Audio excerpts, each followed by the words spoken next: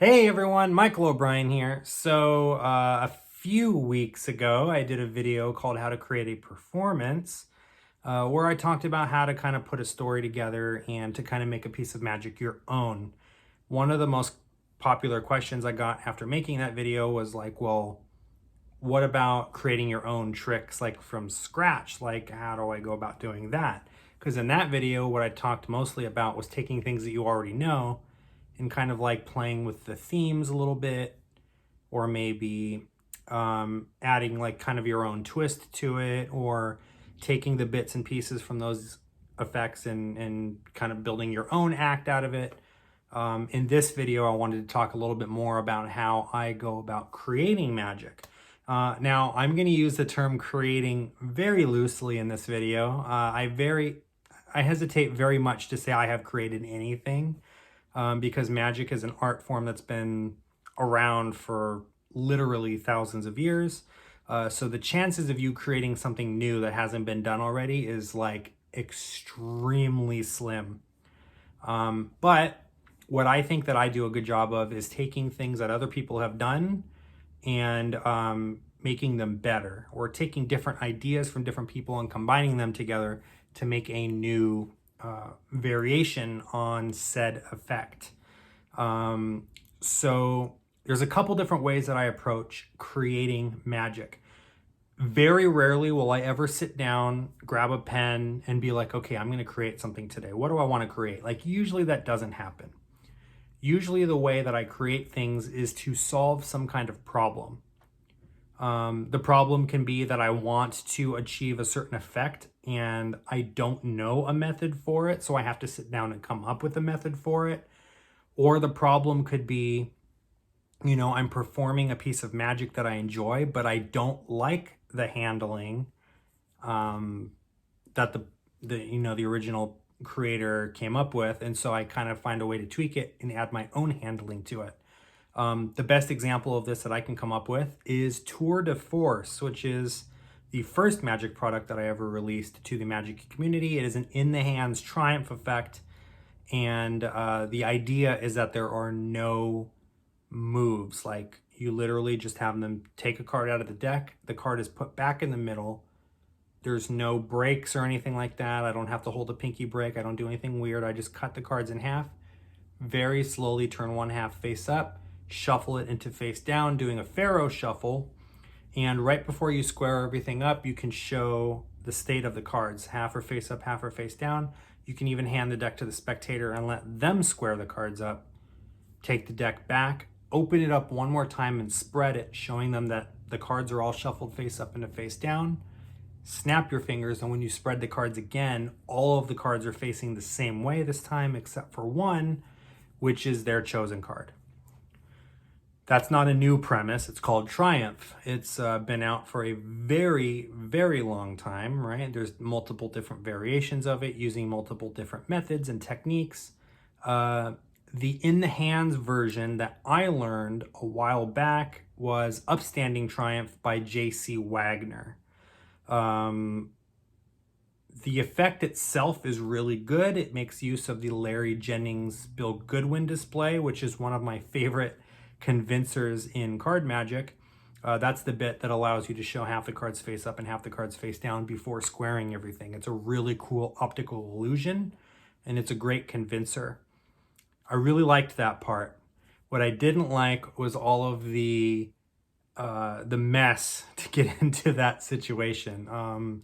The opening bit of J.C. Wagner's Triumph is very convoluted, and there's a lot going on. It can be covered up with patter, essentially like, oh, here, is this your card? No, it wasn't this one. Well, here, let me cut over here and show you this one. It wasn't that one either. Look in this fan. Do you see your card anywhere in this fan? No? How about this fan? You know what? Let's just start all over again. I forgot to shuffle the cards, but I'm going to shuffle them in a different way. This time face up and a face down. And it's just like there is a lot that happens just to get into position to be able to, pull off the Goodwin Jennings display. And so what I did was I simply said, I want to cut all of that noise out and I want to make it look as seamless as possible. So I just came up with a method that allows you to do that. And I came up with a way to take advantage of a very old technique. I created a gaff card to be able to do this. With enough practice, you can do this ungimmicked, so you can do it with a borrowed deck, but I like to use the gaff card just because it makes things easier. And so that's how I came up with Tour de Force. And then I went on to come up with other variations of it, a multiple card, like a 4-ace version, and a sandwiching variation, and a collector's plot, and even a variation where the cards end up in new deck order at the end. And then I put all of that together in a project that I like to call Tour de Force the Complete Edition. You guys can check that out if you want to. I'll leave links in the description for it. But people ask me, like, how did you come up with that? And the honest truth is, all I did was just stand on the shoulders of the giants before me. You know, J.C. Wagner came up with his method based on something that Larry Jennings and Bill Goodwin came up with. I'm sure they came up with their different parts that they added to it based on the things that they saw. So it's like this pyramid that just builds and builds and builds, right? Actually, it's like an upside down pyramid. It kind of, you know, one person comes up with an idea and then people branch off of that. And I'm pleased to say I'm one of the people at the top of that little, you know, branch out. And one of my, you know, one thing that would mean a lot to me is if someone took Tour de Force and they were like, Michael, you know, you're doing Tour de Force, but I came up with an even better way to do this, or an easier way to get into that. You know, that would be awesome. Like if someone were to do that. And so that's a lot of what I do, is I come up with ideas and ways to solve some kind of a problem.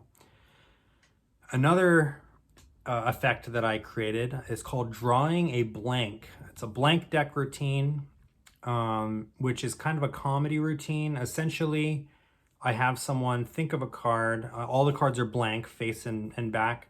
I have someone think of a card, and then I say, okay, this is your card, this blank card. And I put it in the deck, I snap, and it rises up to the top. And I do that a couple times. And I go, you see how it came up to the top, right? And then they're like, but all the cards are blank. And yeah, but we have to use our imaginations. So I take a single blank card, I set it away from the deck, I set the rest of the deck aside, nothing extra in my hands. For the first time, name that card that you were thinking of. And they say 7 of hearts. I pick up the blank card, run it through my hand, and it changes into the 7 of hearts. I then say, we can do this a trick now, and the card will stand out from the rest of them. But you know what would be even better than one printed card on an all blank deck? If all the cards were printed. Put the blank card on the deck, snap, and now all of the cards have faces. Not only do they all have faces, now they all have backs, and everything can be examined at this point. You can hand the deck out. It's a completely ordinary deck. The deck can be stacked if you want. So if you want to do like a mnemonic or a size 7 stack, you can have the deck stacked when you go into this effect. Of course, it uses gaff cards because there's blank cards involved. But basically what I wanted to do is I wanted to come up with a really good opener that allows you to do something cool with blank cards. I've always loved the premise of blank cards. The blank opener that I was using for a while was Shutagawa's What the Blank was the name of the routine, off of his DVD Shoot in Hollywood. I recommend that DVD anyway. It's one of my favorites. It's got a bunch of cool cards and coin effects on there. But I was having a hard time with his handling, mostly because he's left-handed, and most of the moves were created to be done by lefties. And number 2, the effect itself didn't feel like my personality, you know, like it was very much like, okay, here's a blank deck of cards. First, we're going to print a queen, then we're going to print the 4 queens, and then we're going to print the whole deck. And I wanted to do more of like a comedy opener, so I came up with the kind of the ambitious card idea with the blank cards. And Suzanne, the magician, does a really cool blank ambitious card routine where she just uses all blank cards. And so I kind of took some ideas from her routine and combined it with Shutagawa's ideas, and then I kind of came up with this whole new thing, you know. And I don't want to tell you the secret necessarily on this video. If it sounds interesting to you, you guys can go check it out. I have it published in my book Imagination Project and on my website. But essentially, I combined a couple of different performance ideas from different sources, added my own little flavor to it, and voila, now I have, you know, my card opener. And so, again, I didn't necessarily come up with all that stuff from scratch. I was influenced by other magicians that I saw. And the goal was to solve a problem. And that problem being I wanted to do this blank deck thing, but I didn't like the way that it was structured. So I came up with my own version of it. Another thing, and still in the same lines of solving a problem, my Switcheroo deck holdout gimmick that I created. I was doing the typical, what's a Tommy Wonder deck switch? I don't know the name of it, where you go into your pockets and then you come back out and you've done the switch. It's a very popular, very common deck switch, but it takes a lot of pocket space. And so I was like, okay, well, what can I do that's a good, solid deck switch that doesn't force me to use up, the two pockets, the two coat pockets, so I can work out of those pockets for other routines and things. And so I stumbled upon the Cooler by Jason Engblom, or Cold Case. I used Cooler personally, but Cold Case is a very similar, by Gregory Wilson. It's a very similar deck switching utility where you have a card box that does the switch for you. And so you just set the card box down on the table, and in the offbeat, you just set the deck down on top of the card box and you do the switch. It looks really good. It's super clean. But the other problem that I had with it is now I have to have a tabletop surface to be able to do this. Now they teach methods that are strolling methods or in the hands methods, but if you're going to use their in the hands methods for their gimmick, you might as well just do the Tommy Wonder thing, because now you're in the same problem. So I was like, well, how can I come up with an idea to do a deck switch that doesn't require a table? So I came up with, why don't I just have the cards in my pocket, and why don't I just do the deck switch like that? The deck switch wasn't very quick though, because I had to ditch the warm deck in my pocket and steal the cold deck out of my pocket.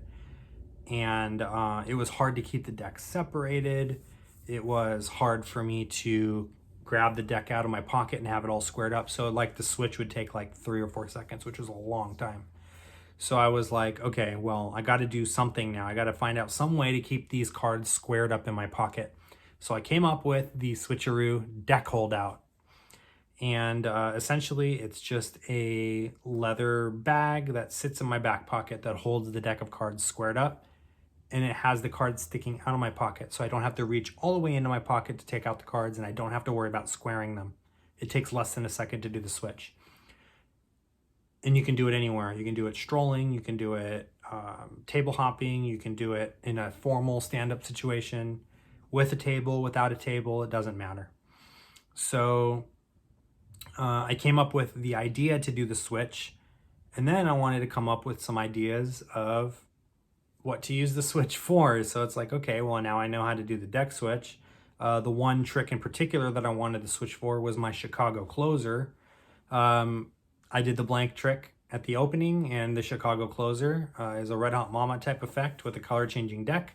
And then at the very end, all the cards go blank again, and the cards can be spread out at the very end. The idea was that the spectators can come up and they can look at the cards at the end.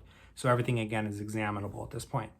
And so that was my closer to my card set for the longest time. And yeah, so that's another piece of magic, taking Chicago Opener or Red Hot Mama or whatever you want to call it, Chicago Surprise. There's a bunch of different names for essentially the same plot. To take that trick and kind of build on it and make it this bigger thing, So if you're trying to create magic, the moral of the story is don't try to create magic just for the sake of creating magic, because what's going to happen is you're going to create a lot of really crappy tricks. If you create something that is crap just so you can say that you created something, you're not doing the magic community a favor, and you're not doing yourself a favor. The old saying is, if it ain't fixed, or let me try that again. If it ain't broke, don't fix it. And that's true in magic too. If the effect works just fine and it's the best way to perform that effect, then there's no reason to try to create another version of that effect. For example, Extreme Burn is my favorite multiple bill switch or bill change to perform. If you haven't heard of Extreme Burn by Richard Sanders, it's it's incredible. You take 4 or 5 $1 bills and you can change them into 4 or $500 bills, or 5s, 10s, 20s, whatever you want. It's real money. You can spend it after you change it. The bills are not damaged, so you don't cut anything or anything like that. There is arts and crafts involved, but it's minimal. Even Richard Sanders has come up with multiple versions, 3 different variations of the effect since he originally released it, making improvements and stuff on it. So for me to go out there and be like, you know what, I want to come up with a really good multiple bill switch, it better be better than Extreme Burn. Because if it isn't, then why would I come up with that? Why would I release that? You know, it's like I could come up with a multiple bill change effect myself right now if I wanted to. If I sat down and I thought hard enough about it, I could come up with a trick. But is it going to be good? Is it going to be as good as Extreme Burn? Is it going to be better than Extreme Burn? Is it going to solve any problems that Extreme Burn hasn't solved? Because as far as I can tell, Richard Sanders has solved all of the problems that needed to be solved with the multiple bill change, including having the bills examined. Like, you can actually hand out the bills after you've done the change and everything can be examined. He thought of that and he came up with a way to do that. So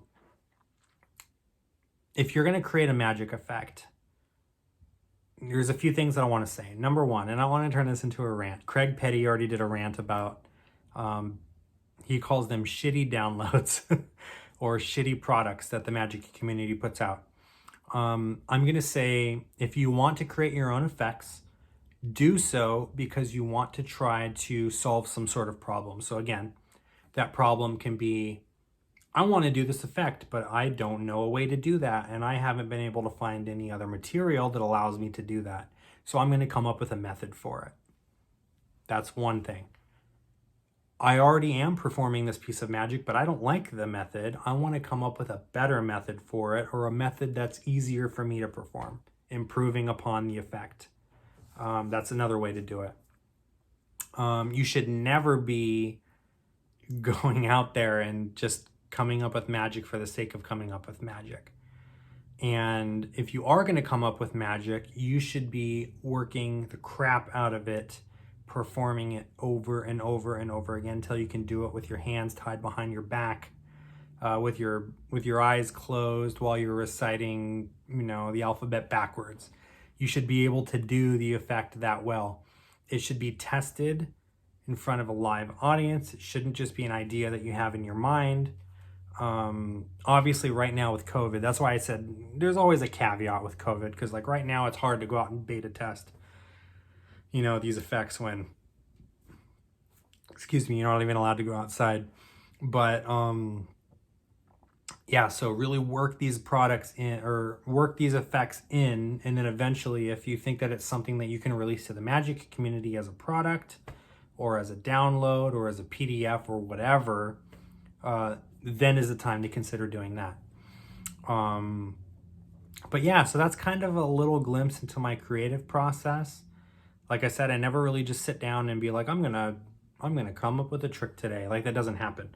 The third thing that happens is the clouds open up and a little light comes down and it shines on you, and there's like doves flying over your head and it goes, oh, and sometimes you get something in your mind, right? Like you see something just sitting on the table in front of you and you go, I wonder what would happen if I did this. And then, oh my goodness, like that was so cool.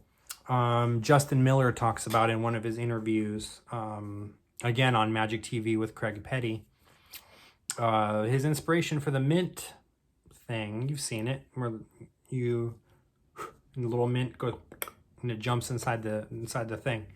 He said he didn't want to do like a tic-tac trick. He didn't think, I want to come up with a tic-tac trick, and then started experimenting. He just picked up the thing and he went to go eat one and it jumped, and he was like, how did that happen? Let me try that again. And he figured out he reverse engineered it. He figured out how to make it work. And then he's like, okay, I got something here. I can make the mint jump. that's cool, but now what can I do with it? Like, what kinds of different effects can I do with it? And then from there, he started building off of it, coming up with the different ideas and stuff. So sometimes it just happens where you just get that idea and like it's given to you from the heavens. And if that happens, that's awesome. But it's very rarely it's going to ever be like that. Most of the time it's going to be you just playing with magic for a while and realizing what works and what doesn't work, and then coming up with things that best suit your performance style or your personality. Anyways, I'll stop talking now. This is already like a 20-minute long video, but I hope you guys enjoyed it. If you have any questions for me, don't hesitate to ask. Leave a comment in the comment section below if you have any questions, if you just want to say hi. If you haven't already, please be sure to subscribe, ring the bell for notifications. You guys know the drill. Anyways, I'm Michael O'Brien. I'll see you guys next time.